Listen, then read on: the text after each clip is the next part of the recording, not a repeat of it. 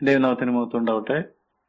ലൂക്കോസിന്റെ സുവിശേഷം 7-ാം അധ്യായം 36 മുതൽ 50 വരെയുള്ള വാക്യങ്ങളിൽ നിന്ന് രണ്ട് കടക്കാരുടെ ഉപമ, അവരെങ്ങനെയാണ് പാപക്ഷമ പ്രാപിച്ചത്, നമ്മളെങ്ങനെയാണ് പാപത്തിന്റെ ക്ഷമ പ്രാപിക്കേണ്ടത്, അതിന്റെ പ്രാധാന്യം എന്താണ് എന്ന് കാണിക്കുന്ന ഉപമയാണ് നാം കഴിഞ്ഞ ആഴ്ച മുതൽ പഠിച്ചുകൊണ്ടിരിക്കുന്നത്. നമുക്ക് വേദഭാഗം ആദ്യം വായിക്കാം. ലൂക്കോസ് 7-ാം അധ്യായത്തിന്റെ 36 മുതൽ 50 വരെയുള്ള വാക്യങ്ങൾ. പരീശന്മാരിൽ ഒരുത്തൻ തന്നോടുകൂടെ ഭക്ഷണം കഴിപ്പാൻ അവനെ ക്ഷണിച്ചു. അവൻ പരീശന്റെ വീട്ടിൽ ചെന്ന് ഭക്ഷണത്തിനിരുന്നു. ആ പട്ടണത്തിൽ പാപിയായ ഒരു സ്ത്രീ അവൻ പരീശന്റെ വീട്ടിൽ ഭക്ഷണത്തിനിരിക്കുന്നത് അറിഞ്ഞ് ഒരു വെൺകൽ ഭരണി പരിമള തൈലം കൊണ്ടുവന്നു. പുറകിൽ അവന്റെ കാൽക്കൽ കരഞ്ഞുകൊണ്ട് നിന്നു. കണ്ണുനീർ കൊണ്ട് അവന്റെ കാൽ നനച്ചു തുടങ്ങി. തലമുടി കൊണ്ട് തുടച്ചു, കാൽ ചുംബിച്ച് തൈലം പൂശി. അവനെ ക്ഷണിച്ച പരീശൻ അത് കണ്ടിട്ട്, ഇവൻ പ്രവാചകനായിരുന്നുവെങ്കിൽ തന്നെ തൊടുന്ന സ്ത്രീ ആരെന്നും എങ്ങനെയുള്ളവളെന്നും അറിയുമായിരുന്നു, അവൾ പാപിയല്ലോ എന്നുള്ളത്തിൽ പറഞ്ഞു. ശിമോനെ, നിന്നോടൊന്ന് പറവാനുണ്ട് എന്ന് യേശു പറഞ്ഞതിന്, ഗുരു പറഞ്ഞാലും എന്നവൻ പറഞ്ഞു. കടം കൊടുക്കുന്ന ഒരുത്തന് 2 കടക്കാർ ഉണ്ടായിരുന്നു. ഒരുത്തന് 500 വെള്ളിക്കാശും മറ്റവൻ 50 വെള്ളിക്കാശും കൊടുപ്പാനുണ്ടായിരുന്നു. വീട്ടുവാൻ അവർക്ക് വകയില്ലായകയാൽ അവൻ ഇരുവർക്കും ഇളച്ചു കൊടുത്തു.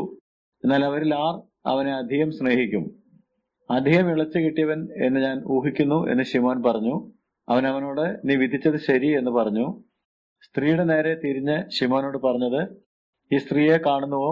ഞാൻ നിന്റെ വീട്ടിൽ വന്നു, നീ എന്റെ കാലിന് വെള്ളം തന്നില്ല. ഇവളോ കണ്ണുനീർ കൊണ്ട് എന്റെ കാൽ നനച്ചു, തലമുടി കൊണ്ട് തുടച്ചു. നീ എനിക്ക് ചുംബനം തന്നില്ല.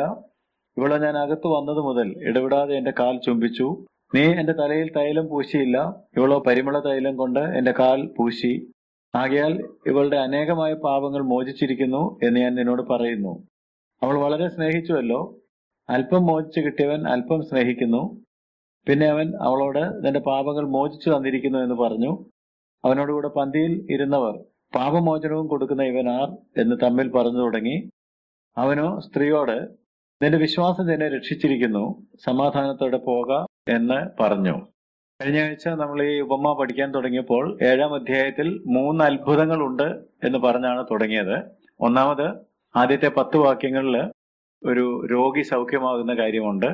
രണ്ടാമത് 11 മുതൽ 17 വരെയുള്ള വാക്യങ്ങളിൽ മരിച്ച ഒരാൾ ഉയർത്തെഴുന്നേൽക്കുന്നതുണ്ട്. മൂന്നാമതാണ് നമ്മളിപ്പോൾ വായിച്ച പാപക്ഷമയുടെ കാര്യം പറഞ്ഞിരിക്കുന്നത്.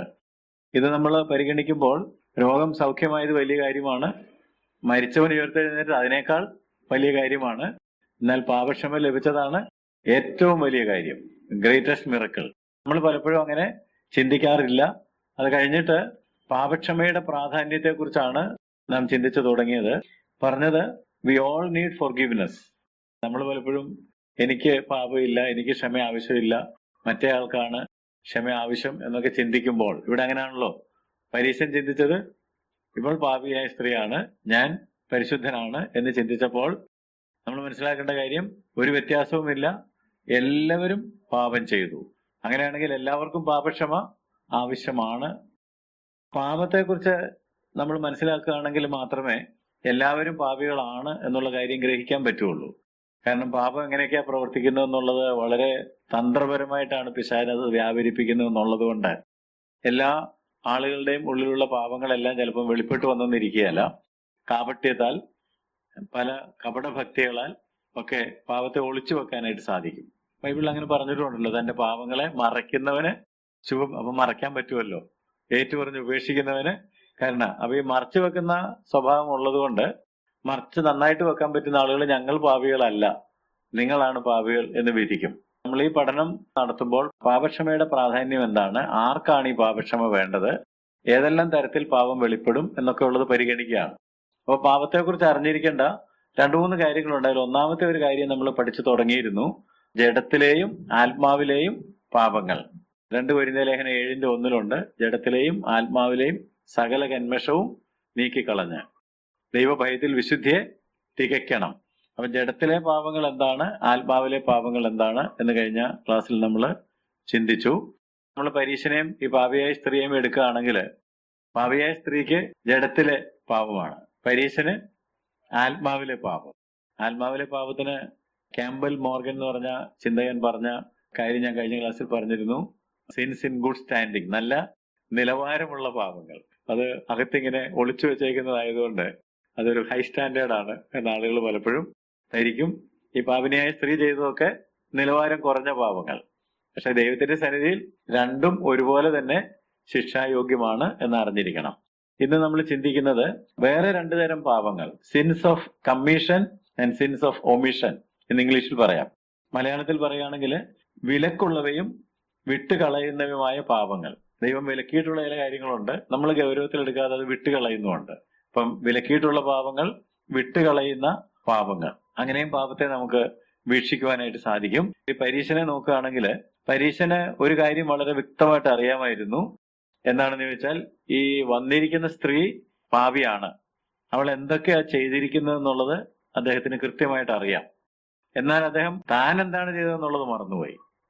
താൻ ചെയ്തുകൊണ്ടിരിക്കുന്നത് എന്താണെന്ന് മറന്നിട്ടാണ് ഈ സ്ത്രീ എന്താണ് ചെയ്തത് എന്നുള്ളത് തന്റെ ഉള്ളിൽ കുറ്റം വിധിച്ചുകൊണ്ട് ഇരിക്കുന്നത്.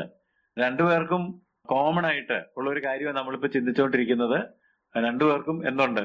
പാപമുണ്ട്. ഒന്ന് പ്രത്യക്ഷത്തിൽ കാണാവുന്നതാണ്, മറ്റേത് പ്രത്യക്ഷത്തിൽ കാണാവുന്നതല്ല എന്ന് മാത്രമേ ഉള്ളൂ. നമുക്ക് പാപം ഇല്ലെന്ന് പറയുന്നെങ്കിൽ നമ്മളെ തന്നെ വഞ്ചിക്കുന്നു. ഞാൻ പാപം ചെയ്തിട്ടില്ലെന്ന് പറഞ്ഞാൽ നമ്മൾ അവനെ അസത്യവാദിയാക്കുന്നു, വചനം തമ്മിൽ ഇല്ലാതെയായി. പാപം എല്ലാവർക്കും ഉണ്ട്, പക്ഷെ അത് പലരും പലതരത്തിൽ കൈകാര്യം ചെയ്യുന്നു, ചിലർ ഒളിച്ചു വെക്കുന്നു എന്ന് മാത്രമേ ഉള്ളൂ. പരീശന്റെ പാപം എന്താണെന്ന് അത്ര പ്രകടമല്ലായിരുന്നു എന്ന് പറഞ്ഞത് ഉമ്മയുടെ വെളിച്ചത്തിൽ ചിന്തിക്കുകയാണെങ്കിൽ, യേശുവിനെ ക്ഷണിച്ച് വീട്ടിലേക്ക് വരുത്തിയിട്ട് കാണിക്കേണ്ടതായ സാമാന്യ മര്യാദ പോലും ഇദ്ദേഹം കാണിച്ചിട്ടില്ല. കോമൺ കേർട്ടസീസ് എന്ന് വേണമെങ്കിൽ പറയാം, അതുപോലും ചെയ്തിട്ടില്ല. എന്ന് പറഞ്ഞാൽ സന്തോഷത്തോടെ ഒരു ആലിംഗനം ചെയ്തു വേണം വീട്ടിലേക്ക് കയറ്റാനായിട്ട്. കാല് കഴുകാനായിട്ട് വെള്ളം കൊടുക്കണം, തലയിൽ എണ്ണ പൂശണം. ഇതാണ് യഹൂദ പാരമ്പര്യത്തിൽ ചെയ്യേണ്ടിയിരുന്നത്. അതുകൊണ്ടാണ് 44-45 വാക്യങ്ങൾ നോക്കുമ്പോൾ കർത്താവ് തന്നെ പറഞ്ഞു, ഞാൻ നിന്റെ വീട്ടിൽ വന്നു, നീ എന്റെ കാലിന് വെള്ളം തന്നില്ല, നീ എനിക്ക് ചുംബനം തന്നില്ല, നീ എന്റെ തലയിൽ തൈലം പൂശിയില്ല. അപ്പൊ ഇത് ചെയ്ത ആളാണ് മറ്റേയാളെ കുറ്റം വിധിക്കുന്നത്, ഇവൾ പാപിനിയാണെന്ന് പറയുന്നത്. അപ്പൊ സാമാന്യ മര്യാദ പോലും കാണിക്കാൻ തയ്യാറാകാതെ ഇരുന്നത് വാസ്തവത്തിൽ പാപമാണ്. 7:36 കണ്ടത്, പരീശന്മാരിൽ ഒരുത്തൻ തന്നോടുകൂടെ ഭക്ഷണം കഴിപ്പാൻ യേശുവിനെ ക്ഷണിച്ചു. ആ ക്ഷണപ്രകാരമാണ് പരീശന്റെ വീട്ടിലേക്ക് യേശു വന്ന് ഭക്ഷണത്തിന് ഇരിക്കുന്നത്. അപ്പൊ ക്ഷണിച്ചു വരുത്തിയതാണെങ്കിൽ നന്നായിട്ട് സ്വീകരിക്കണമായിരുന്നു. ഈ 3 കാര്യങ്ങളെങ്കിലും ചെയ്തിട്ട് വേണമായിരുന്നു സ്വീകരിക്കുവാൻ. അതിൽ ഫെയിൽ ചെയ്തിട്ടാണ് നീയാണ് പാപി, ഞാനെല്ലാം കൃത്യമായിട്ടാണ് ചെയ്യുന്നുള്ള ഒരു മനോഭാവത്തിൽ തന്റെ ഉള്ളിൽ ചിന്തിക്കുകയാണ്, അവൾ പാപിനിയാണ്, ഞാൻ പരിശുദ്ധനാണ്. ഈ സ്ത്രീ പാപത്തിൽ വീണു എന്നുള്ളത് വാസ്തവത്തിൽ പരിതാപകരമാണ്. അങ്ങനെ വീഴാൻ പാടില്ലായിരുന്നു. എന്നാൽ അതേ സമയം തന്നെ ഈ പരീശൻ ശിമോൻ പാപത്തിൽ ജീവിക്കുകയാണ്. എന്നാൽ അത് പാപത്തിലാണ് താൻ ജീവിക്കുന്നതെന്ന് തിരിച്ചറിയുന്നില്ല. അതും അപകടകരമാണ്. ഞാൻ പാപത്തിൽ ജീവിക്കുന്നു, പാപത്തിൽ തുടരുന്നു, പക്ഷെ ഞാൻ പാപിയാണ്, പാപം ചെയ്തുകൊണ്ടാണ് ജീവിക്കുന്നത് എന്നുള്ള കാര്യം തിരിച്ചറിയുന്നില്ല. ഇവിടെ നമ്മൾ ശ്രദ്ധിക്കേണ്ട ഒരു കാര്യമാണ് ഞാൻ ആദ്യം പറഞ്ഞത്.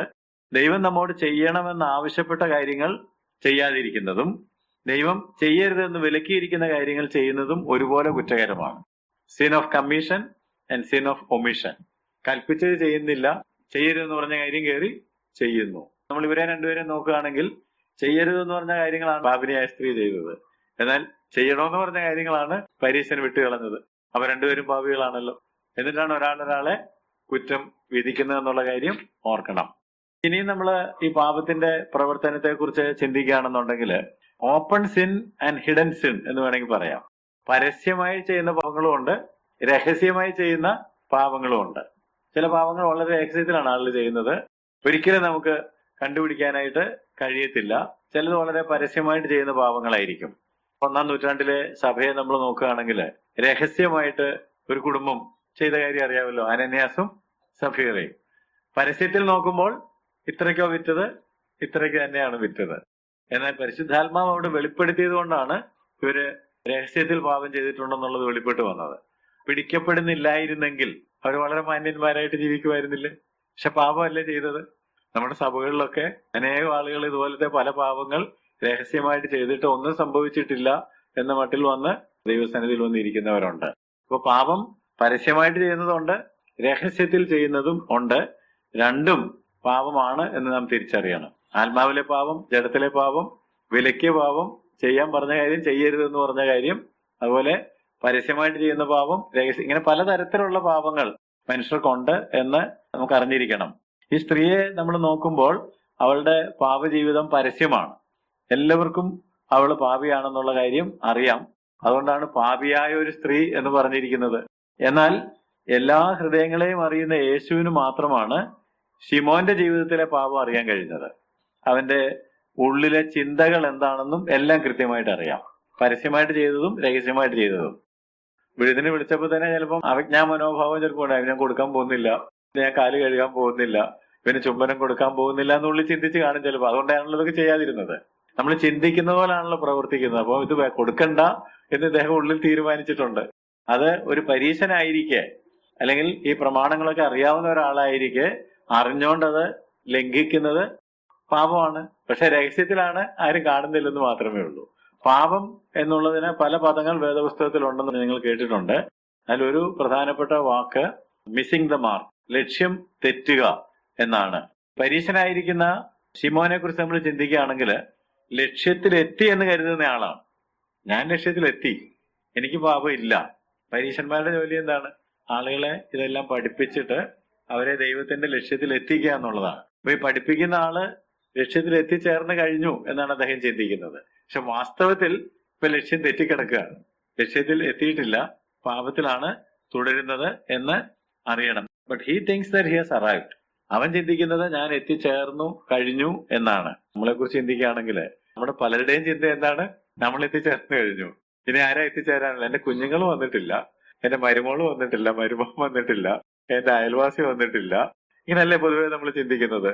അപ്പൊ ചെല്ലോട് നിങ്ങളുടെ ലക്ഷ്യം എന്താണെന്ന് ചോദിച്ചാൽ, അയ്യോ എന്റെ കൊച്ചുമക്കളൊക്കെ ഒന്ന് കർത്താവിനെ അറിയണം, എന്നിട്ട് എനിക്ക് കണ്ണടച്ചാൽ മതി. അപ്പൊ നിങ്ങൾ അറിഞ്ഞോന്ന് ചോദിച്ചാൽ ഞാൻ എന്നെ അറിഞ്ഞിരിക്കുകയാണ്, ഞാൻ അറിഞ്ഞിട്ട് 50 കൊല്ലമായെന്നാ പറയുന്നത്, അല്ലേ? സ്നാനപ്പെട്ടിട്ട് 50 കൊല്ലമായി. സ്നാനപ്പെട്ടപ്പോ ക്രിസ്തുവിനെ ധരിച്ചതല്ലേ?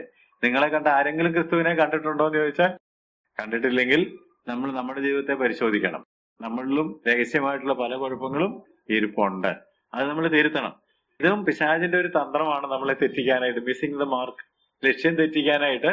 നിങ്ങൾ എത്തിച്ചേർന്ന് കേട്ടോ എന്ന് നമ്മളോട് ഇങ്ങനെ പറയുമ്പോൾ, ഞാൻ എത്തിച്ചേർന്നു ഞാൻ ചിന്തിക്കുകയാണെങ്കിൽ അത് തന്നെ വഴി തെറ്റാനുള്ള ഒരു വലിയ തന്ത്രമാണ് പിശാചിന്റെ എന്ന് നാം തിരിച്ചറിയേണ്ടതാണ്.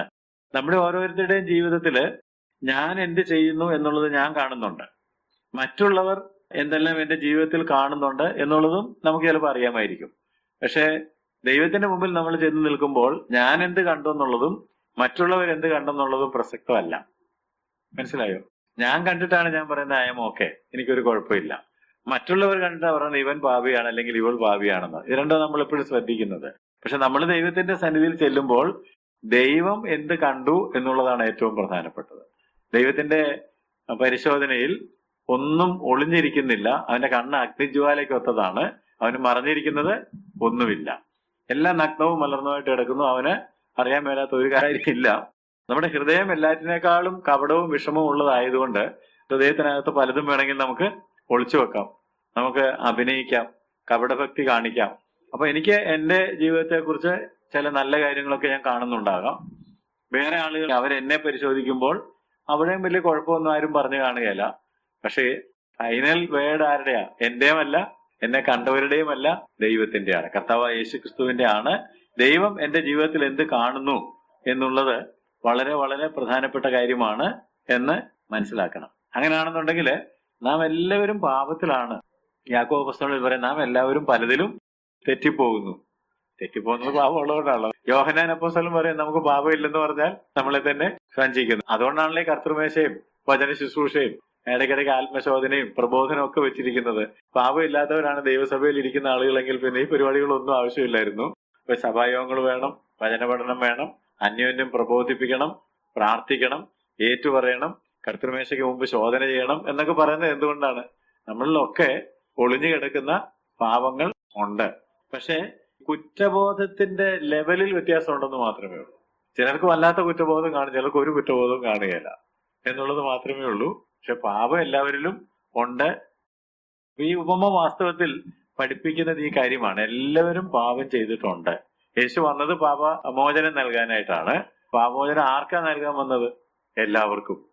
കാരണം ഒരു വ്യത്യാസവുമില്ല, എല്ലാവരും പാപം ചെയ്തു എന്നുള്ള കാര്യമാണ് ഈ ഉപമ പഠിപ്പിക്കുന്നത്. പക്ഷെ അത് പറയാനായിട്ട് യേശു പറഞ്ഞ എന്താ? 2 കടക്കാരുണ്ടായിരുന്നു. 41, 42, 43 വാക്യങ്ങൾ നോക്കിയേ. കടം കൊടുക്കുന്ന ഒരുത്തന് 2 കടക്കാരുണ്ടായിരുന്നു. ഒരുത്തൻ 500 വെള്ളിക്കാശും മറ്റവൻ 50 വെള്ളിക്കാശും കൊടുപ്പാനുണ്ടായിരുന്നു. വീട്ടുവാൻ അവർക്ക് വകയില്ലായികയാൽ അവൻ ഇരുവർക്കും ഇളച്ചു കൊടുത്തു. എന്നാൽ അവരിൽ ആർ അവനെ സ്നേഹിക്കും? അധികം ഇളച്ചു കിട്ടിയവൻ എന്ന് ഞാൻ ഊഹിക്കുന്നു എന്ന് ശിമോൻ പറഞ്ഞു. അവൻ അവനോട്, നീ വിധിച്ചത് ശരി എന്ന് പറഞ്ഞു. ഇതാണ് ഉപമ. ഈ 2 ആളുകളെ എടുത്ത് കാണിച്ചത് എന്തിനായിരുന്നു? പാപമില്ലെന്ന് വിചാരിക്കുന്നവനും പാപയാണെന്ന് വിചാരിക്കുന്നവനും ഒരുപോലെ പാപം ചെയ്തിട്ടുണ്ട്. ഒരു വ്യത്യാസവുമില്ല. എല്ലാവരും പാപം ചെയ്തു. എല്ലാവരും ദൈവതേജസ്സില്ലാത്ത. ഇത് ബോധ്യപ്പെട്ടെങ്കിൽ മാത്രമേ അതിൽ നിന്ന് രക്ഷിക്കാനൊക്കെ ഉള്ളൂ. എനിക്ക് പാപം ഇല്ലാന്ന് ചിന്തിച്ചുകൊണ്ടിരിക്കുമ്പോൾ പിന്നെ എന്നെ രക്ഷിക്കാൻ പറ്റുകയില്ല. ഇനി വായിച്ച ഉപമ ശ്രദ്ധിക്കുകയാണെന്നുണ്ടെങ്കിൽ, ഉപമയിൽ പറഞ്ഞ 2 കടക്കാർ, 2 പേരും പാപ്പരാണ്, അല്ലെങ്കിൽ ബാങ്ക്രപ്റ്റ് ആണ്. 2 പേർക്കും കടം വീട്ടാനായിട്ട് അവരുടെ കയ്യിൽ ഒന്നും ഇല്ല. വീട്ടുവാൻ അവർക്ക് വകയില്ലായിരുന്നു. പക്ഷെ കടം കൊടുക്കുന്ന ഒരുത്തന് 2 കടക്കാര്. ഒരുത്തന് 500 വെള്ളിക്കാശ്, മറ്റവൻ 50 വെള്ളിക്കാശ്. 500 കടം മേടിച്ചവനും 50 മേടിച്ചവനും വീട്ടാനായിട്ട് വകയില്ല. അപ്പൊ തമ്മിൽ വ്യത്യാസം ഇല്ലല്ലോ. പക്ഷെ കുറ്റബോധത്തിൽ വ്യത്യാസമുണ്ട്. 500 കൊടുത്തവൻ എപ്പോഴും എന്ത് തോന്നും? 500 ഉണ്ടല്ലോ, 500 ഉണ്ടല്ലോ. 50 അതേ ഉള്ളല്ലോ, 500 ഇല്ലല്ലോ. ഞാൻ പറയുന്നത് മനസ്സിലാകുന്നുണ്ടോ? 100 രൂപ 200 രൂപ ഒക്കെ മേടിച്ചായിരുന്നു ചെറുപ്പത്തിൽ. വർക്കിസാറിന് 100 രൂപ ഒന്നൊരു കാര്യമല്ല, പോട്ടെ. 50,000 രൂപയാണെങ്കിൽ എപ്പോഴും ഒരു ബോധം വരും, എന്ത് കൊടുക്കണം എന്നൊരു ബോധം വരും. അപ്പം രണ്ടും കടമല്ലേ? കടം മേടിച്ച ആൾക്കുള്ള കുറ്റബോധത്തിൽ വ്യത്യാസം ഉണ്ടെന്നുള്ള പറഞ്ഞോ. പാപിനിയായ സ്ത്രീക്ക് വല്ലാത്ത കുറ്റബോധമുണ്ട്. പക്ഷെ പരീശന് കൂടിപ്പോയി വെള്ളം കാലി കഴുകാൻ തന്നില്ലായിരിക്കും, എണ്ണ ഒഴിച്ചില്ലായിരിക്കും. വേറൊന്നും ഞാൻ ചെയ്തില്ലല്ലോ. വേറൊന്നും ചെയ്യണ്ട. ആ ചെയ്തത് തെറ്റല്ലേ? ചെയ്തത് പാപമല്ലേ? 500, 50 രണ്ടും ഒരുപോലെ കടമാണ്. പക്ഷെ കുറ്റബോധത്തിൽ അല്പം വ്യത്യാസമുണ്ട് എന്നുള്ളത് ശരിയാണ്. ഒരാൾക്ക് കുറച്ച് കുറ്റബോധമുള്ളൂ, കാരണം അയാൾ കുറച്ച് പൈസ കിട്ടുള്ളൂ. മറ്റേ ആൾക്ക് കൂടുതൽ. വേദപുസ്തകം പറയുന്ന ഒരു കാര്യം നമ്മൾ ചിന്തിക്കുകയാണെങ്കിൽ, യാക്കോബ് 2-ാം അധ്യായത്തിന്റെ 10-ാം വാക്യത്തില്, ഒരുത്തൻ ന്യായപ്രമാണം മുഴുവനും അനുസരിച്ച് നടന്നിട്ടും ഒന്നിൽ തെറ്റിയാൽ അവൻ സകലത്തിലും കുറ്റക്കാരനായി തീർന്നു. അപ്പൊ 1 രൂപയുള്ളെങ്കിലും കുഴപ്പമാണെന്നാ പറഞ്ഞത്. 1 രൂപയുള്ളെങ്കിലും 5 രൂപയാണെങ്കിലും 50,000 രൂപയാണെങ്കിലും തെറ്റുപറ്റി. ഒന്നിൽ തെറ്റിയാൽ ദൈവം എങ്ങനെ റേറ്റ് ചെയ്യുന്നത്? സകലത്തിലും തെറ്റിയതായിട്ടാണ്. എന്റെ കാഴ്ചപ്പാടോ മറ്റൊരുത്തിന്റെ കാഴ്ചപ്പാടോ അല്ല. ആരുടെ കാഴ്ചപ്പാടോ വലുത്? ദൈവത്തിന്റെ. ദൈവം കാണുന്നത് നീ ഒന്നിൽ തെറ്റിയാൽ സകലത്തിലും തെറ്റി. അപ്പൊ അതുകൊണ്ട് മേടിച്ച എമൗണ്ടിന്റെ വലുപ്പത്തിലല്ല കാര്യം ഇരിക്കുന്നത്. അപ്പൊ എമൗണ്ടിന്റെ കാര്യം പിന്നെ എന്തിനാ പറഞ്ഞത് കർത്താവ്? ആ ഗിൽറ്റ് ഫീലിംഗിന്റെ വലിപ്പം ചെറുപ്പം കാണിക്കാനായിട്ടാണ്. കുറ്റബോധത്തിന്റെ വലിപ്പവും ചെറുപ്പവും കാണിക്കാനായിട്ടാണ്. കുറ്റബോധത്തിൽ വ്യത്യാസമുണ്ട്, പാപിയാണെന്നുള്ള കാര്യത്തിൽ ഒരു വ്യത്യാസവും ഇല്ല. ഒരുപോലെ 2 പേരും പാപം ചെയ്തിരിക്കുകയാണ്.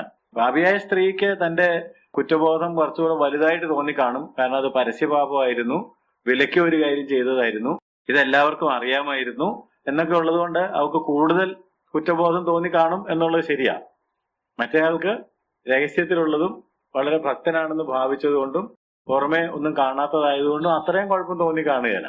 പക്ഷെ ദൈവത്തിന്റെ റേറ്റിംഗിൽ 2 പേരും ഒരുപോലെ പാപം ചെയ്തവരാണ്. 2 പേർക്കും ഒരുപോലെ പാപക്ഷമ ആവശ്യമാണ്. ഇതേ കാര്യം വ്യക്തമാക്കാനായിട്ടാണ് ലൂക്കോസ് 18-ാം അധ്യായത്തിന്റെ 9 മുതൽ 14 വരെയുള്ള വാക്യങ്ങളിൽ യേശു മറ്റൊരു ഉപമ പറഞ്ഞിട്ടുണ്ട്. ചുങ്കക്കാരനും പരീശനും പ്രാർത്ഥിക്കാൻ പോയ ഉപമ. 18-ാം അധ്യായത്തിന്റെ 9-ാം വാക്യം നോക്കിയാൽ, തങ്ങൾ നീതിമാന്മാരെന്ന് ഉറച്ച് മറ്റുള്ളവരെ ധിക്കരിക്കുന്ന ചിലരെ കുറിച്ച് അവനൊരു ഉപമ പറഞ്ഞു. എങ്ങനെയാണ് പ്രാർത്ഥിക്കേണ്ടതെന്നല്ല പഠിപ്പിച്ചത്. തങ്ങൾ നീതിമാന്മാർ, ഞങ്ങൾക്കൊരു കുഴപ്പമില്ല എന്ന് ഉറച്ച് മറ്റുള്ളവരെ ധിക്കരിക്കുന്ന ചിലരെ കുറിച്ച് അവനൊരു ഉപമ പറഞ്ഞു. അപ്പൊ അതിനർത്ഥം എന്താ? ഈ പരീശനും ചുങ്കക്കാരനും ഒരുപോലെ പാപികളാണ്. പക്ഷെ ചുങ്കക്കാരനുള്ള കുറ്റബോധം പരീശനില്ല. അതുകൊണ്ടല്ലേ അദ്ദേഹം പറഞ്ഞത്, ഞാൻ ഈ നിൽക്കുന്ന ചുങ്കക്കാരനെ പോലെ അല്ല, ഞാൻ പിടിച്ചു പറിക്കുന്നില്ല, തെറ്റായതൊന്നും ചെയ്യുന്നില്ല, ഞാൻ എല്ലാം ശരിയാണ് ചെയ്യുന്നത്, ആഴ്ചയിൽ 2 വട്ടം ഉപവസിക്കുന്നു. പാപത്തിന്റെ വെയിറ്റ് ഒക്കെ നോക്കുകയാണെങ്കിൽ എന്റേത് വളരെ കുറവാണ്, അവന്റേത് ഭയങ്കര കൂടുതലാണെന്നാണ് പറഞ്ഞത്. പക്ഷെ കർത്താവ് വെയിറ്റ് കൂടുതലാണോ കുറവാണോ എന്നല്ല ചോദിച്ചത്. പിന്നെന്താ ചോദിക്കുന്നത്? നീ പാപിയാണോ എന്നാ ചോദിക്കുന്നത്. കുറ്റബോധത്തിൽ വ്യത്യാസം കാണുമായിരിക്കും, പക്ഷെ 2 പേരും ഒരേപോലെ പാപം ചെയ്തവരാണ് എന്ന് വ്യക്തം. വേദപുസ്തകത്തില് ഈ ദൈവത്തെ കൂടുതൽ അടുത്തറിഞ്ഞ ആളുകളെയൊക്കെ ഒന്ന് നോക്കുകയാണെന്നുണ്ടെങ്കിൽ ദൈവത്തിന്റെ അടുത്തേക്ക് ഏറ്റവും അടുക്ക ചെല്ലുന്നവർക്കാണ് തങ്ങൾ പാപികളാണെന്നുള്ള ബോധം. വലിയൊരു ലൈറ്റിന്റെ മുമ്പിൽ ചെന്ന് നിൽക്കുന്ന ആൾക്ക് എല്ലാ കുഴപ്പങ്ങളും കാണാം. ദൈവം അടുത്തുകൂടാത്ത വെളിച്ചത്തിൽ വസിക്കുന്നവനും വെളിച്ചം തന്നെയുമാണ്. എന്നാൽ കുറെ ദൂരെ നിൽക്കുന്നവനോ ഈ അടുത്ത് നിൽക്കുന്നവനുള്ളത്രയും കാണാൻ പറ്റുമോ? ഇല്ല. ചിലകാരൻ അവിടെ വെട്ടം കുറവാണ്, അല്ലെങ്കിൽ അവൻ വെളിച്ചത്തിലേക്ക് വരുന്നില്ല. അത് കർത്താവ് യോഹന്നാൻ 3-ാം അധ്യായത്തിൽ പറഞ്ഞിട്ടുണ്ട്. കാര്യങ്ങൾ വെളിപ്പെടാതിരിക്കാൻ അവനെ വെളിച്ചത്തിലേക്ക് വരുന്നില്ല. അവൻ വെളിച്ചത്തെക്കാൾ ഇരുട്ടിനെ സ്നേഹിക്കുന്നു. അപ്പൊ അതിന് വെളിച്ചത്തിൽ നിന്ന് അകന്ന് നിൽക്കുകയാണ്. അകന്ന് നിൽക്കുന്നതുകൊണ്ട് അവന്റെ കുറ്റമൊന്നും അവന് വെളിപ്പെട്ട് കിട്ടത്തില്ല. അവയായിരിക്കും എനിക്കൊരു കുഴപ്പമില്ല, എന്നാ നോക്കിയാൽ വെളിച്ചത്ത് മുമ്പിൽ പോയി നിൽക്കുന്നവൻ ഭയങ്കര കുഴപ്പക്കാരനാണെന്ന് ധരിക്കും. ദൈവത്തോട് വളരെ അടുത്ത് വന്നിട്ടുള്ള പല ആളുകളും നിലവിളിച്ചത് നമുക്ക് വേദപുസ്തകത്തിൽ നിന്ന് നോക്കുകയാണെങ്കിൽ, അബ്രഹാം ദൈവസന്നിധിയിൽ പ്രാർത്ഥിക്കാനായിട്ട് പോയി. ഉൽപ്പത്തി 18-ാം അധ്യായത്തിന്റെ 27-ാം വാക്യം.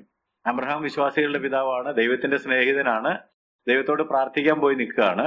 അപ്പൊ അദ്ദേഹം പറയുന്നത് എന്താണെന്ന് ചോദിച്ചാല്, പൊടിയും വെണ്ണീറുമായ ഞാൻ കണ്ടോ, ദൈവത്തിന്റെ സന്നിധിയിലേക്ക് ചെന്നപ്പോൾ താൻ ദൈവത്തെ നോക്കിയപ്പോൾ ആ കമ്പാരിസൺ പറയാണ്. ദൈവത്തോട് കമ്പയർ ചെയ്യുമ്പോൾ എന്റെ പ്രകൃതം എങ്ങനെ ഇരിക്കുന്നു? ഞാൻ പൊടിയും വെണ്ണീറുമാണ്. പൊടിയും വെണ്ണീറുമായി ഞാൻ സംസാരിച്ചല്ലോ, ഞാൻ ഇത്രയൊക്കെ ചോദിച്ചു, നീ കേട്ടല്ലോ, ഒന്നുകൂടെ ചോദിച്ചോട്ടെ എന്നാ ചോദിച്ചത്. അപ്പൊ തന്റെ പരിമിതികൾ പെട്ടെന്ന് വെളിപ്പെട്ട് വരിക ചെയ്യുന്നത്. ഇനി ഇയ്യോബിനെ കുറിച്ച് ദൈവം തന്നെ പറഞ്ഞിരിക്കുന്ന 1-ാം അധ്യായത്തിന്റെ 1-ാം വാക്യത്തില് എന്താണ്? ഇവൻ നിഷ്കളങ്കനാണ്, നേരുള്ളവനാണ്, ദൈവഭക്തനാണ്, ദോഷം വിട്ട് അകലുന്നവനാണ്, ഇവനെപ്പോലെ ഒരുത്തൻ വേറെ ഇല്ല. പക്ഷെ 40-ാം അധ്യായത്തിലേക്ക് വരുമ്പോൾ ദൈവത്തിന്റെ ഒരു വെളിപ്പാട് അവിടെ ഉണ്ടായി. ദൈവം തന്നെ ഇടപെട്ട് കഴിഞ്ഞിട്ട് ദൈവം ഈ വന്നവരോടും ഇയ്യോബിനോടും ഒക്കെ ചില കാര്യങ്ങൾ സംസാരിക്കാനൊക്കെ തുടങ്ങിയപ്പോൾ ഇയ്യോബ് എന്താ പറഞ്ഞെന്നറിയാമോ? 40-ന്റെ 4 വായിച്ച് നോക്കിയാൽ, ഞാൻ നിസാരനല്ലോ, ഞാൻ നിന്നോട് എന്തുത്തരം പറവാൻ, ഞാൻ കൈകൊണ്ട് വാ പൊത്തിക്കൊള്ളുന്നു എന്നാ പറഞ്ഞത്. കാരണം ദൈവം ചില ചോദ്യങ്ങളൊക്കെ ചോദിച്ചു. ആരായി വന്നേക്കുന്നത്? ഇവരെന്തായി പറയുന്നത്? ഇവർക്ക് ദൈവത്തെ കുറിച്ച് എന്താ അറിയാം എന്നൊക്കെ ചോദിച്ചപ്പോ തന്നെ ഇയ്യോബ് ന്യായീകരിച്ചതും പറഞ്ഞു വന്നതും ഒക്കെ അമിതത്തിലായി പോയി എന്നുള്ളത്. പെട്ടെന്ന് ദൈവം പ്രത്യക്ഷപ്പെട്ടപ്പോഴാണ് ബോധം വന്നിട്ട് പറയുന്നത്, അയ്യോ ഞാൻ പൊടിയും വേണ്ടു, ഞാൻ നിസാരനല്ലോ. അപ്പൊ ഈ ഗമയൊക്കെ പോയെന്ന് ലൂക്കോസ് 18-ലെ അവൻ നിന്നുകൊണ്ട് തന്നോട് തന്നെയാണ് പറഞ്ഞേക്കുന്നത്, ദൈവത്തോടല്ല. അവൻ നിന്നുകൊണ്ട് തന്നോട് തന്നെ പറയുകയാണ്, ഞാൻ ഇവനെ പോലെയല്ല. നമ്മുടെ പലരുടെയും പ്രാർത്ഥന എങ്ങനെയാണ്? നിന്നുകൊണ്ട് മനസ്സിലോ വായിലോ ഒക്കെ നമ്മളോട് തന്നെ പറയുന്നത്. ദൈവത്തോടാണ് പറയുന്നതെങ്കിൽ നമുക്ക് ഇത്രയും ഒന്നും ആർജവത്തോടെ ചിലപ്പോൾ നിൽക്കാനൊക്കെയല്ല. പൊടിയും വെണ്ണീറുമായ ഞാൻ സംസാരിച്ചു പോയല്ലോ, ഞാൻ നിസാരനല്ലോ, ഞാൻ നിന്നോട് എന്തുത്തരം പറവാൻ, ഞാൻ എന്റെ കൈകൊണ്ട് വാ പൊത്തിക്കൊള്ളാം. യെശയ്യാവ് എന്താ പറഞ്ഞത്? അയ്യോ ഞാൻ നശിച്ചു. 6-ാം അധ്യായം വായിച്ചു നോക്കുക അല്ലേ? അയ്യോ ഞാൻ നശിച്ചു, ഞാൻ ശുദ്ധിയില്ലാത്ത അധരങ്ങളുള്ള ഒരു മനുഷ്യൻ. ആദ്യത്തെ അധ്യായങ്ങളിലൊക്കെ ജനത്തിന്റെ കുറ്റം എല്ലാം പറഞ്ഞുകൊണ്ടിരുന്നു. ജനം ആകപ്പാടെ കുഴപ്പത്തിലാണ്. ഞാൻ മക്കളെ പോറ്റി വളർത്തി, അവരെന്നോട് മത്സരിച്ചു, ഭയങ്കര കുഴപ്പമാണെന്നൊക്കെയാ പറഞ്ഞത്. സഹോദരിമാരെ കുറിച്ച്, അവരുടെ വസ്ത്രധാരണത്തെ കുറിച്ചും തത്തി നടക്കുന്നതിനെ കുറിച്ചും അവര് ചെറിയ ബാഗ് എടുക്കുന്നതിനെ കുറിച്ചും ഒക്കെ 2-ാം അധ്യായത്തിലൊക്കെ പറഞ്ഞിട്ടുണ്ട്. അതൊക്കെ നമ്മുടെ അടുത്ത് പ്രസംഗിക്കാറുണ്ട്. പക്ഷെ ദൈവം ആ ഉയർന്നും പൊങ്ങിയുള്ള സിംഹാസനത്തിൽ ഇരിക്കുന്ന ദർശനം കിട്ടിയപ്പോഴത്തേക്ക് എല്ലാം പോയി. അയ്യോ ഞാൻ അരിഷ്ട മനുഷ്യൻ. നമ്മുടെ ദൈവസന്നിധിയിലേക്ക് വരുമ്പോൾ ആണ് നമ്മുടെ യഥാർത്ഥത്തിലുള്ള അവസ്ഥ വെളിപ്പെട്ടു വരുന്നത്. നമ്മൾ വീണ്ടും പുസ്തകത്തിലേക്ക് നോക്കുകയാണെങ്കിൽ എസ്രാ ശാസ്ത്രിയെ കാണാം. എസ്രാ ശാസ്ത്രി ദൈവത്തിന്റെ വചനം പഠിക്കുവാനും അത് അനുസരിക്കുവാനും വ്യാഖ്യാനിക്കാനും ആചരിക്കാനും ഒക്കെ മനസ്സ് വെച്ച ഒരു ശാസ്ത്രിയായിരുന്നു. നമുക്ക് നല്ല മതിപ്പാണ് അദ്ദേഹത്തെ കുറിച്ച്. പക്ഷെ 9-ാം അധ്യായത്തിന്റെ 6-ാം വാക്യത്തിൽ അദ്ദേഹം ദൈവത്തിന്റെ അടുക്കല് പ്രാർത്ഥിക്കാൻ ചെന്നപ്പോ പറയുന്നത്, എന്റെ ദൈവമേ, ഞാൻ എന്റെ മുഖം എന്റെ ദൈവമായ നിങ്കിലേക്ക് ഉയർത്തുവാൻ ലജ്ജിച്ച് നാണിച്ചിരിക്കുന്നു. ഞങ്ങളുടെ അകൃത്യങ്ങൾ ഞങ്ങളുടെ തലയ്ക്ക് മീതെ പെരുകി കവിഞ്ഞിരിക്കുന്നു. ഞങ്ങളുടെ കുറ്റം ആകാശത്തോളം വളർന്നിരിക്കുന്നു. അതുകൊണ്ട് ഇതിന്റെ മുഖത്തേക്ക് നോക്കാൻ ഞങ്ങൾക്ക് ലജ്ജയാണ്, നാണമാണെന്നാ പറയുന്നത്. ഞങ്ങളുടെ അകൃത്യങ്ങൾ, ഇവരുടെ അകൃത്യങ്ങൾ എന്നല്ല പറഞ്ഞത്. നമ്മളാണ് എന്ത് പറഞ്ഞതിന്? ഈ ജനത്തിന്റെ അകൃത്യങ്ങൾ, ഞാനും അതിന്റെ ഭാഗമാണ്. അതുകൊണ്ട് ഞങ്ങളുടെ എന്നാ പറഞ്ഞത്. ഇവരെ ലജ്ജിക്കുന്നു എന്നല്ല പറഞ്ഞത്, ഞാൻ ലജ്ജിക്കുന്നു എന്നാ പറഞ്ഞത്. നിന്റെ മുഖത്തേക്ക് നോക്കാൻ എനിക്ക് ലജ്ജയാണ്. കാരണം ഞാനും എന്റെ കൂടെയുള്ള ജനവും ഞങ്ങളുടെ അകൃത്യങ്ങൾ ഞങ്ങളുടെ തലയ്ക്ക് മീതെ പെരുകി കവിഞ്ഞിരിക്കുന്നു. ഞങ്ങളുടെ കുറ്റം ആകാശത്തോളം വളർന്നിരിക്കുന്നു. ഇനി നമ്മൾ പുതിയ നിയമത്തിലേക്ക് വന്നാൽ പത്രോസ് യേശുവിനോട് വളരെ ചേർന്നും അടുത്തും ഒക്കെ പ്രവർത്തിച്ച ആളാണ്. ലൂക്കോസ് 5-ാം അധ്യായത്തിന്റെ 8-ാം വാക്യത്തില് ഒരു വലിയ ഗ്രേറ്റ് ക്യാച്ച് ഉണ്ടായല്ലോ. വല ഇപ്പുറത്തിടാൻ പറഞ്ഞു, വല ഇട്ടപ്പോഴത്തേക്ക് പെരുത്തു മീൻകൂട്ടം അപ്പൊ ഉടനെ യേശുവിന്റെ കാൽക്കൽ വീണിട്ട് യേശു ആരാണെന്നുള്ളത് കണ്ടപ്പോഴാ. ഇതുവരെ വിചാരിച്ചിരുന്നത് ഒരു സാധാരണ മനുഷ്യനാണ്, നല്ല കാര്യങ്ങളൊക്കെ പറയുന്നുണ്ട്, ദൈവപുത്രനാണ് എന്നൊക്കെ ബോധ്യം വന്നു കാണും. പക്ഷെ ഇത്രയൊക്കെ ഉണ്ടെന്ന് വിചാരിച്ചില്ല. ഇതാരാന്നുള്ളത് പെട്ടെന്ന് മനസ്സിലായി. കാൽക്കൽ വീണ്, കർത്താവെ, ഞാൻ പാപിയായ മനുഷ്യനാകൊണ്ട് എന്നെ വിട്ട് പോകണമേ. ആ പാപം അവിടെ വെളിപ്പെട്ട് വരിക ചെയ്യുന്നത്. ഞാൻ പാപിയാണ്. ഇപ്പൊ ദൈവത്തെ ദർശിക്കുമ്പോഴാണ് പാപബോധം എന്റെ ഉള്ളിലേക്ക് വരുന്നത്. അപ്പോസ്തലനായ യോഹന്നാനെ നോക്കുക. വെളിപ്പാട് പുസ്തകം 1-ാം അധ്യായത്തിന്റെ 17-ാം വാക്യം. എന്നോട് സംസാരിക്കുന്ന നാദം എന്തെന്നറിയുവാൻ ഞാൻ തിരിഞ്ഞപ്പോഴാണ് മനുഷ്യപുത്രനോട് സദൃശനായ ഒരുത്തനെ കണ്ടത്. മാറത്ത് പൊൻകച്ച കെട്ടി നിലവിളക്കിന്റെ നടുവിലൊക്കെ നടക്കുന്ന ജ്വാലിക്കത്തെ കണ്ണുള്ള, തലമുടി പഞ്ഞുപോലെ വെളുത്തിരിക്കുന്ന അവനെ കണ്ടത്. അപ്പൊ യേശുവിന്റെ മാറത്തൊക്കെ ചാരിയിരുന്ന ആളാണ്, ഏറ്റവും പ്രിയപ്പെട്ട ശിഷ്യനായിരുന്നു. പക്ഷെ ഇങ്ങനെ ഒരു യേശുവിനെ കണ്ടിട്ടില്ല. വെളിപ്പാടിൽ വെളിപ്പെട്ട യേശുവിനെ കണ്ടിട്ടില്ല. കണ്ടുടനെ എന്ത് സംഭവിച്ചു? അവനെ കണ്ടിട്ട് ഞാൻ മരിച്ചവനെ പോലെ അവന്റെ കാൽക്കൽ വീണു. പിന്നെ എഴുന്നേപ്പിച്ച് നിർത്തിയിട്ടാ പിന്നെ എന്തെങ്കിലുമൊക്കെ ചെയ്യാൻ പറ്റിയത്. നമ്മൾ നമ്മളെ തന്നെ കാണുമ്പോൾ കുഴപ്പമില്ല, മറ്റുള്ളവർ നമ്മളെ കാണുമ്പോഴും കുഴപ്പമില്ല. നമ്മളും വിചാരിക്കും കൊള്ളാം, പിന്നെ എന്നെ പോലെ നല്ലൊരാളുണ്ടോ. ദൈവസന്നിധിയിലേക്ക് നമ്മൾ വരുമ്പോഴാണ്, ദൈവത്തിന്റെ വിശുദ്ധിയുടെ മുമ്പിൽ നമ്മൾ നിൽക്കുമ്പോഴാണ് നമ്മൾ ആരാണെന്നുള്ളത് കാണാൻ. അങ്ങോട്ടും ഇങ്ങോട്ടും നോക്കി നമുക്ക് കുറ്റം പറയാനും അങ്ങോട്ടും ഇങ്ങോട്ടും നോക്കി വിലയിരുത്താനും എളുപ്പമാണ്. അപ്പോസ്തലനായ പൗലോസ് ഈ കർത്താവായ യേശുക്രിസ്തുവിന്റെ ദൈവസഭയെ കുറിച്ചുള്ള ദർശനങ്ങളൊക്കെ വളരെ ആഴത്തിൽ മനസ്സിലാക്കിയപ്പോൾ പറഞ്ഞു, അയ്യോ, ആ പാപികളിൽ ഞാൻ ഒന്നാണ്. പ്രസംഗിക്കുമ്പോ ഒക്കെ ആളിങ്ങനെ കേട്ടിരിക്കുമെങ്കിലും നമ്മൾ ആരും ചിന്തിക്കുന്നുണ്ടെന്ന് തോന്നുന്നില്ല, ഞാൻ ആ പാപികളിൽ ഇതാണ്. അത്ര കുഴപ്പക്കാരനൊന്നും അല്ലതാ നമ്മൾ മനസ്സിൽ. അതിന്റെ കാര്യം എന്താ? അവൻ യേശുവിനെ കണ്ടു. യേശുവിനെ കണ്ടതുകൊണ്ടാണ്. അപ്പൊ പിന്നെ എനിക്ക് മറ്റവന്റെ പേരെ ചെല്ലുകൊണ്ടല്ല തോന്നുന്നത്. ഈ പാപിയായ സ്ത്രീ എന്നല്ല പറഞ്ഞത്, അയ്യോ, ഞാൻ പാപിയാണ്, എന്നോട് കരുണയുണ്ടാകണം, ഞാൻ പൊടിയാണ്, ഞാൻ വെണ്ണീറാണ്, ഞാൻ എങ്ങനെ നിന്റെ മുമ്പിൽ നിൽക്കും എന്നാണ് പറഞ്ഞത്. നമ്മളെല്ലാവരും പാപികളാണ്, നമുക്ക് എല്ലാവർക്കും പാപക്ഷമ വേണം. അതുകൊണ്ടാണ് വിശുദ്ധൻ ഇനിയും തന്നെ വിശുദ്ധിയിരിക്കട്ടെ. നീതിമാൻ ഇനിയും, നമ്മളെ വിശുദ്ധി തികഞ്ഞെന്ന് വിചാരിച്ചിരിക്കുകയാണെങ്കിൽ ഇല്ല, തികഞ്ഞിട്ടില്ല. ഇനിയും ഒരുപാട് കാര്യങ്ങൾ ക്രമീകരിക്കാനായിട്ടുണ്ട്. അതുകൊണ്ട് അങ്ങോട്ടും ഇങ്ങോട്ടും വിരൽ ചൂണ്ടുകയല്ല, നമ്മൾ കർത്താവിന്റെ മുമ്പിലേക്ക് ചെന്നാൽ നമുക്ക് എന്താ നമ്മുടെ അവസ്ഥ എന്നുള്ളത് അവൻ കാണിച്ചു തരും. നമുക്ക് അവിടെ മാനസാന്തരപ്പെട്ട് അവന് മുമ്പിൽ വീണ് അവന്റെ കരുണ അഭ്യർത്ഥിക്കാം. വേദപുസ്തകം പഠിച്ചൊക്കെ വരുമ്പോൾ പഴയ നിയമത്തില് പുതിയ നിയമത്തിലും ചില സൂചനകളുണ്ട്. കുഷ്ഠരോഗം എന്ന് പറയുന്നത് പാപത്തിന്റെ ഒരു ചിത്രമായിട്ട് പലപ്പോഴും വെച്ചിട്ടുണ്ട്. അതുകൊണ്ട് കുഷ്ഠരോഗിയുടെ ശുദ്ധീകരണം, പാപി ശുദ്ധീകരണം പ്രാപിക്കുന്നതാണ്, അത് പഠിക്കണം. അതിന്റെ കുഷ്ഠരോഗം പാപത്തിന്റെ ചിത്രമാണ് എന്ന് പറയാൻ കാരണം, യേശുവാണ് കുഷ്ഠരോഗികളെ സൗഖ്യമാക്കി.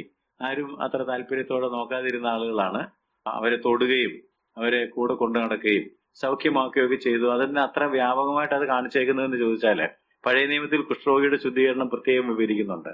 ഈ കുഷ്ഠരോഗം ഒരു പ്രതീകമാണ്, പാപത്തിന്റെ ചിത്രമാണ് അതിനകത്ത് തെളിഞ്ഞു നിൽക്കുന്നത്. കുഷ്ഠരോഗം ഒരാൾക്ക് ബാധിച്ചാൽ നെർവ്സിനെയാണ് അറ്റാക്ക് ചെയ്യുന്നത്, നമ്മുടെ ഞരമ്പുകളെയാണ് അപകടത്തിലാക്കുന്നത്, ആക്രമിക്കുന്നത്. ഞരമ്പുകളെ തൊട്ട് കഴിയുമ്പോഴത്തേക്ക് നമുക്ക് നമ്മളെ തൊടുന്നത് ആരാണെന്നുള്ളത് അറിയാൻ പറ്റും, ഫീലിംഗ് നഷ്ടപ്പെട്ടു. ഈ രോഗാണു നമ്മളെ തൊട്ട് കഴിയുമ്പോൾ നമ്മുടെ നെർവ്സ് ഒക്കെ അഫക്റ്റഡ് ആകുന്നത് കൊണ്ട് നമ്മളെ തൊട്ടാൽ സ്പർശന ശേഷി, ആരെ തൊട്ടത് എന്നുള്ളത് നമുക്ക്, അല്ലെങ്കിൽ തൊട്ടോ ഇല്ലയോ എന്നുള്ളത് നമുക്ക് അറിയാൻ പറ്റാത്തൊരു അവസ്ഥയിലേക്ക് പോകും. ഇത് മാത്രമല്ല, എവിടെയെങ്കിലും ഒരു മുറിവുണ്ടാകുകയാണെന്നുണ്ടെങ്കിൽ വേദന തോന്നുകയില്ല. അപ്പൊ ഈ വേദന എന്തിനാ വെച്ചേക്കുന്നത്? മുറിഞ്ഞു എന്നറിയാൻ, അവിടെ മുറിഞ്ഞിട്ടുണ്ട് എന്ന് നമ്മളെ അറിയിക്കാൻ ദൈവം വെച്ചിരിക്കുന്ന മെക്കാനിസമാണ്. നമുക്ക് വേദന തോന്നുന്നു, ബ്ലീഡിങ് ഉണ്ടാകുന്നു, അപ്പൊ അവിടെ എന്തെങ്കിലും ചെയ്യണം, മരുന്ന് വെക്കണം, സ്റ്റിച്ച് ചെയ്യണമെങ്കിൽ സ്റ്റിച്ച് ചെയ്യണം. പക്ഷെ ഈ കുഷ്ഠരോഗിക്ക് വേദന തോന്നുകയില്ല, കാരണം അത് അഫക്റ്റഡ് ആണ്, ഇൻഫെക്റ്റഡ് ആണെന്നുള്ളത് കൊണ്ട്. അപ്പൊ അവനൊരു മുന്നറിയിപ്പില്ലെന്നായി പറഞ്ഞത്. നമുക്കൊരു മുന്നറിയിപ്പുണ്ട്, അവന് മുന്നറിയിപ്പില്ല. ഞാൻ രോഗിയാണ്, എനിക്കിങ്ങനൊരു പ്രശ്നമുണ്ട് എന്ന് മുന്നറിയിപ്പ് അവന് ലഭിക്കുന്നില്ല. അതിന്റെ ഫലമായിട്ട് എന്താ സംഭവിക്കുന്നതെന്ന് ചോദിച്ചാല്, അത് മസിലുകളെയും അവന്റെ ശരീരഭാഗങ്ങളെയും ഒക്കെ അഫക്ട് ചെയ്ത് പെട്ടെന്ന് പടർന്നു പിടിക്കും. ഇതിങ്ങനെ പടർന്നുകൊണ്ടിരിക്കുന്നു എന്നുള്ളത് പോലും അറിയത്തില്ല.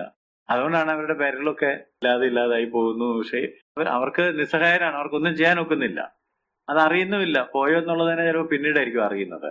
വാസ്തവത്തിൽ എന്താ സംഭവിച്ചുകൊണ്ടിരിക്കുന്ന, ആളും മരിച്ചോണ്ടിരിക്കുക. ഇപ്പൊ മനസ്സിലായി കാണുന്നതുകൊണ്ട് ഈ കുഷ്ഠരോഗത്തെ പാപത്തോട് ഉപമിച്ചേക്കുന്നത് എന്നുള്ളത്. പാപം നമ്മുടെ ഉള്ളിൽ കയറി കഴിയുമ്പോഴത്തേക്ക് അത് നമ്മുടെ ഉള്ളിലുള്ള ഞരമ്പുകളെ, ശരീരത്തിന്റെ അല്ല, നമ്മുടെ ആത്മീയ ഞരമ്പുകളെയൊക്കെ ആക്രമിച്ച് കഴിയുമ്പോഴത്തേക്ക് വചനം തൊട്ടാലും ആര് പറഞ്ഞാലും ഒന്നും ഒരു ഫീലിംഗും ഇല്ല. അതൊന്നും എന്നെ കുറിച്ചല്ല, അത് അപ്പുറത്തിരുന്ന ആളെ, നമുക്കാർക്കും ഉള്ളതല്ലായിരുന്നു, സാർ പറഞ്ഞ കാര്യങ്ങൾ അവരെല്ലാം കേൾക്കേണ്ടതായിരുന്നു എന്ന് നമ്മൾ പറയും. അപ്പൊ അതിന്റെ അർത്ഥം നമ്മൾ കുഷ്ഠരോഗികളായി തുടങ്ങി. നമുക്കൊരു സ്പർശനശേഷിയൊക്കെ നഷ്ടപ്പെട്ടു തുടങ്ങിയിരിക്കുന്നു. ഒന്നും ഒരു ഫീലിംഗും ഇല്ല. നിർജീവനായിട്ട് ഇങ്ങനെ ഒരു പ്രശ്നമില്ലാതെ അങ്ങ് ഇരുന്ന് തരികയാണ്. നമ്മളിത് ബാധിക്കുന്നേ ഇല്ല.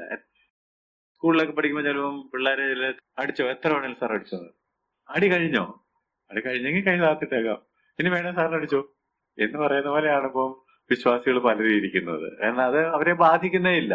ഈ അടിച്ചത് പയ്യനെ ബാധിച്ചിട്ടുണ്ടോ? അവനെ ബാധിച്ചിട്ടില്ല. അവർ ഇനിയും ആ കുസൃതി തന്നെ ചെയ്യും. കറക്ഷന് വേണ്ടിയാണ് അടി കൊടുത്തത്, പക്ഷെ അവൻ കറക്റ്റ് ചെയ്യാൻ മനസ്സില്ല എന്നാണ് പറഞ്ഞത്. ഇനി വേണേ അടിച്ചോ, ഞാൻ ഈ പഴയത് തന്നെ ചെയ്യും. ഈ തരത്തിൽ നമ്മുടെ മനസ്സ് തഴമ്പിച്ചു പോയി. വേദപുസ്തകത്തിലുണ്ട്, അവര് മനം തഴമ്പിച്ചു പോയി. തഴമ്പ് വന്നാലും ഇത് തന്നെയാണ്, ഒന്നും അറിയത്തില്ല.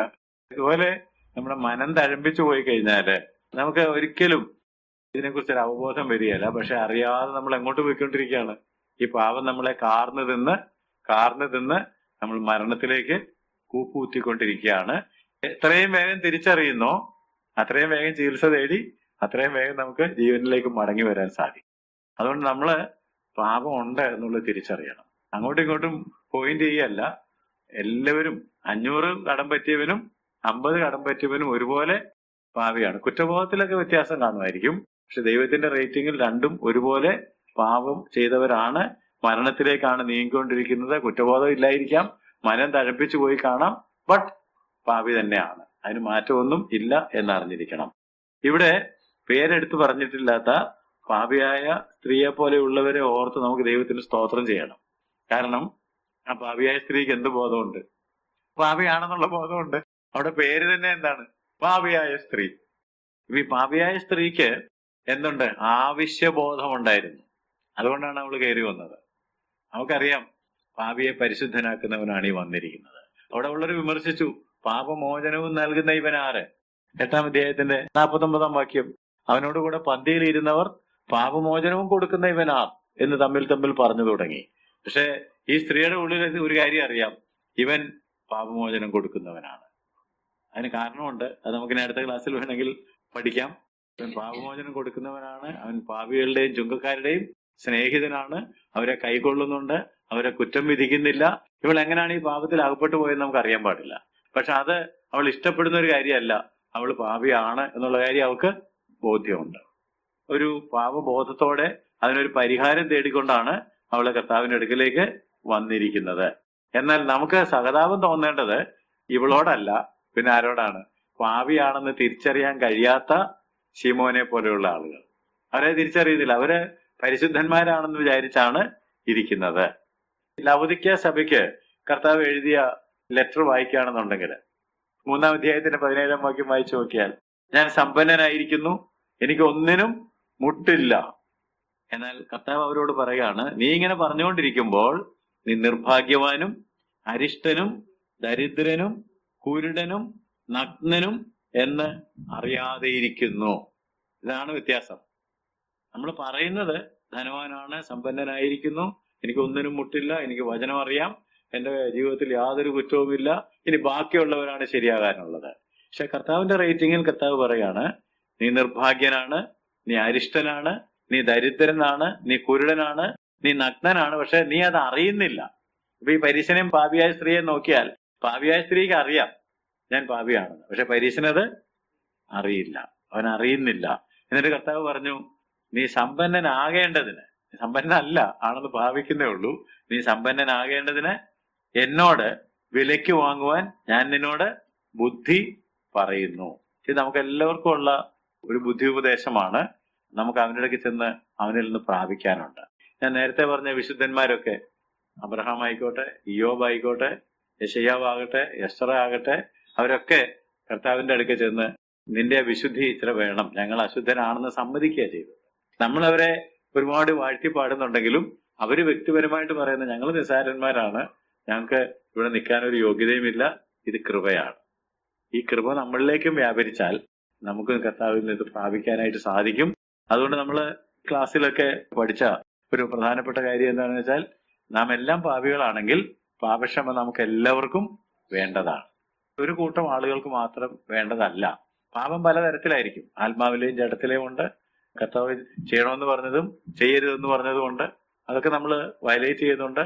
കാണാവുന്നതും കാണാത്തതും കാണും. ഏതാണെങ്കിലും നമ്മൾ എടുത്തു നോക്കുമ്പോൾ പാപം ചെയ്യാത്തവർ ആരുമില്ല. പാപം ചെയ്യാത്ത ഒരുത്തനുണ്ട്, അവൻ പാപമൊന്നും ചെയ്തിട്ടില്ല. യേശുക്രിസ്തുവിനെ കുറിച്ചാണ്. അവന് മാത്രമേ പാപികളായി നമ്മളെ രക്ഷിക്കാൻ കഴിയുള്ളൂ. അതുകൊണ്ട് അവന്റെ അടുക്കൽ ചെന്ന് പാപക്ഷമ വാങ്ങണം. അല്ല, ഒരു അഹങ്കാരത്തിന്റെ മനോഭാവത്തിൽ നിന്നാൽ ദൈവത്തിന് പോലും നമ്മളെ സഹായിക്കാൻ ഒക്കുകയല്ല. അവന്റെ ബലമുള്ള കൈക്കീഴ് താണിരുന്ന് അവനിൽ നിന്ന് ആ ക്ഷമ പ്രാപിക്കുവാനായിട്ട് നമുക്ക് നമ്മളെ കർത്താവിന്റെ കരങ്ങളിൽ ഏൽപ്പിക്കാം, പ്രാർത്ഥിക്കാം. കർത്താവേ, സുഖിസ്തുപിതാവേ, തിരുവചനത്തിനായിട്ട് നന്ദിയോടെ സ്തോത്രം. ഒരു വ്യത്യാസവുമില്ല, എല്ലാവരും പാപം ചെയ്ത് ദൈവതേജസ്സില്ലാത്തവരായി തീർന്നു. ഞങ്ങൾ എല്ലാവരും ഒരുപോലെ കടത്തിൽപ്പെട്ടവരാണ്. എന്നാൽ കർത്താവ്, ഞങ്ങളുടെ കുറ്റബോധത്തിന് വ്യത്യാസമുണ്ട്. വീട്ടുവാൻ ഞങ്ങൾക്ക് വകയില്ല. ആ സമയത്ത് കർത്താവ്, നീ കടന്നു വന്ന് ഞങ്ങളുടെ കടങ്ങളെല്ലാം ഏറ്റെടുത്ത് കർത്താവ്, ഞങ്ങൾക്ക് പകരം നീ യാഗമായിട്ട് പൊന്ന് വെള്ളി മുതലായ അഴിഞ്ഞു പോകുന്ന വസ്തുക്കളെ കൊണ്ടല്ല, നിർദോഷവും നിഷ്കളങ്കവുമായ കുഞ്ഞാടിന്റെ ആ വിലയേറിയ രക്തം മറുവിലയായിട്ട് കൊടുത്ത് ഈ പാപത്തിന്റെ അധീനതയിൽ ഞങ്ങളെ വീണ്ടെടുത്ത വലിയ സ്നേഹത്തിനായിട്ട് നന്ദിയോടെ സ്തോത്രം. എന്റെ സന്നിധിയിൽ വിശുദ്ധരായിട്ട്, നിഷ്കളങ്കരായിട്ട്, അനുസരണമുള്ള മക്കളായിട്ട് എല്ലാ നടപ്പിലും വിശുദ്ധരാകുവാൻ തക്കവണ്ണം ഞങ്ങൾ ആഗ്രഹിച്ച് ഞങ്ങളെ സമർപ്പിക്കുന്നു. നീ ഞങ്ങളെ സഹായിക്കണമെന്ന് പ്രാർത്ഥിക്കുന്നു. വിശുദ്ധൻ ഇനിയും തന്നെ വിശുദ്ധീകരിക്കുവാൻ, നീതിമാൻ ഇനിയും നീതി ചെയ്യുവാൻ, നീ വിശുദ്ധനായിരിക്കുന്നത് പോലെ വിശുദ്ധിയിലേക്ക് വരുവാൻ തക്കവണ്ണം പൂർണ്ണമായിട്ടുള്ള ക്ഷമയുടെ അനുഭവത്തിൽ മുന്നോട്ട് പോകുവാൻ ഓരോരുത്തരെയും സഹായിക്കണമെന്ന് അപേക്ഷിക്കുന്നു. യേശു ക്രിസ്തുവിന്റെ നാമത്തിൽ ഞങ്ങളുടെ പ്രാർത്ഥനകളെ കേൾക്കണമേ. ആമേൻ.